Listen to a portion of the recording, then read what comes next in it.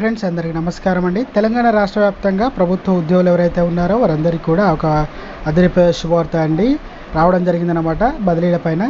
దానికి సంబంధించినటువంటి పూర్తి ఇన్ఫర్మేషన్ ఈ వీడియోలో వెళ్ళి తెలుసుకుందామండి. ముందే వీడియో చూస్తున్న ప్రతి ఒక్కరు కూడా వీడియోని లైక్ చేయండి, ఛానల్ని సబ్స్క్రైబ్ చేసుకోండి, సపోర్ట్ చేయండి. తోటి మిత్రులందరికీ బంధుమిత్రులందరికీ కూడా వీడియోని షేర్ చేయండి. వివరాలు కనుక వెళ్ళినట్లయితే వచ్చే నెలలో ఉద్యోగుల సాధారణ బదిలీలు, త్వరలో ఉద్యోగ సంఘాల నాయకులతో సీఎం భేటీ, ప్రభుత్వంపై భారం పడకుండా ఆర్థికపరమైన అంశాలు, సమస్యలు 3-4 నెలల్లో తర్వాత పరిష్కారం, అయితే మిగతా సమస్యలకు త్వరలోనే మోక్షం.